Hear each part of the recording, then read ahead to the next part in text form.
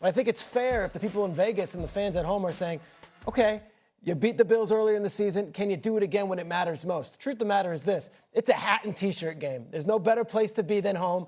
Coming off a bye in Week 15, they should win this game. There's no reason they shouldn't win this game. But I think everybody has the faith and the knowledge and the experience with Josh Allen and that Bills team that they're giving them the benefit of the doubt in this game. Go ahead, Swagoo. I don't think they should be favored. I understand why. And it's strictly because of Josh Allen.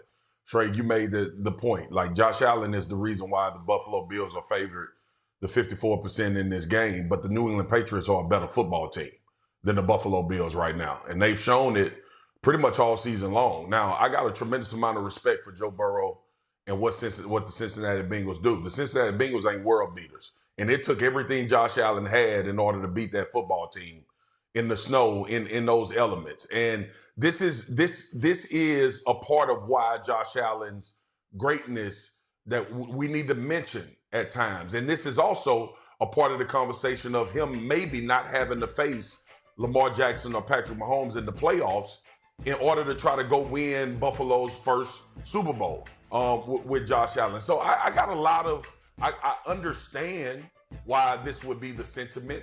I understand that it's hard to beat a team twice. I know that it's a divisional game. I know that Buffalo is playing, kind of under some emergency pretense as far as them wanting to beat New England, but not only beat New England, but continue to build as they go towards the playoffs. But I think the New England Patriots are the better team, and they at home, and they have a chance to win this division for the first time in a long time. And Mike Vrabel, I don't know if anybody, I'm serious about this, Stephen A.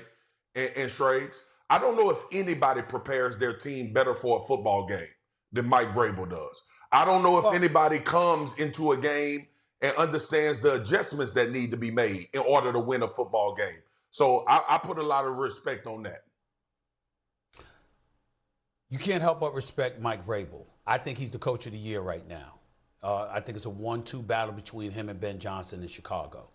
Having said that, let's not forget, we saw times in Tennessee when, let's say, they should have looked better than they actually did, and he was the coach there. Not that he deserved to lose his job, because they'll suffer for years letting him go because he's a great coach. But nevertheless, I'm just saying there have been times when Tennessee has had their moment. So I'm not going to go that far. I've seen he's an elite coach. But there's some other elite coaches that have their team prepared as well. I think Sean McVay probably is the best in the business personally. That's just me. But I will say this. I was with Peter on Buffalo. Should the Bills be favored on the road? I was inclined to say yes because of Josh Allen. And then Peter, Swagoo, Shay, I remembered something. 12 targets, 10 receptions. 146 yards receiving. Stefon Diggs, a former Buffalo Bill, now in New England. And so I'm thinking along the lines of, them brothers thought I was finished. And, I wanted out and, me and Josh Allen, whatever, and I went to Houston and I was doing my thing with CJ, and then I got hurt. And, now I end up in New England. Y'all didn't think I was going to be here, did y'all? Y'all all thought that I was coming to a New England Patriots team that was fresh off of back-to-back 4-win seasons, and we weren't going to do a damn thing. And Buffalo, my former team, was going to own this division. Y'all, that's what y'all thought, right? And then after that, here we come, and we roll into Buffalo, all right, motivated, and we took it to y'all, and I did it because Maye and Vrabel and those boys and Josh, they made sure to feed me the football. We did that in Buffalo. And that's when people were doubting us. Now we got the lead. We got a division crown on the line that we can secure with this victory, okay?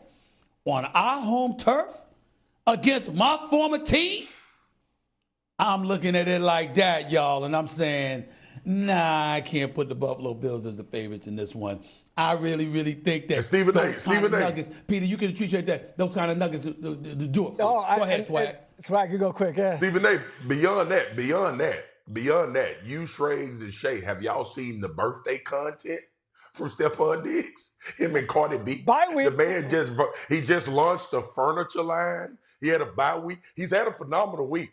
I would think that he would want to cap it off with winning the division in New England, because his week has been phenomenal. His week is things that dreams are made of, Stephen A., when you're talking about a bye week. If you haven't seen the content, go back and look at it, big dog. He's had a phenomenal run, and I think he's going to continue it when they play the Buffalo Bills. I love his bye week content. I would enjoy that 52 weeks out of the year. Happy belated. I think you know. That said, this guy, I talked to Josh McDaniels yesterday, and I said, Diggs, what'd you think you were getting? What'd you get? He said, all that stuff aside, absolute bulldog, does anything for the team, blocks, is great in practice, and is the mentor to all of those guys. He has exceeded expectations. So, Stephen A., you're spot on. And guess what?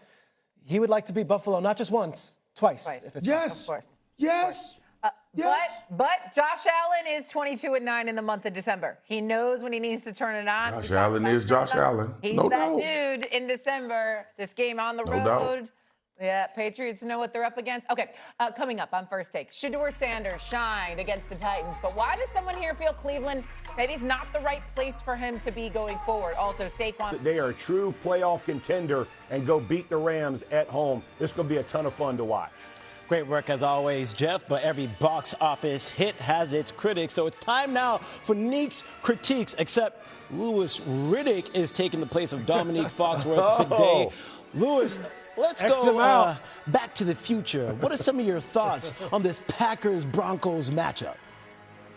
Yeah, I might have to change the name of this one, too. Like, this might have to be the Matrix, like the reincarnation of the Matrix, because that is exactly what Jordan Love looks like he is in right now. I love this matchup. Ooh. I think this is the matchup of the weekend.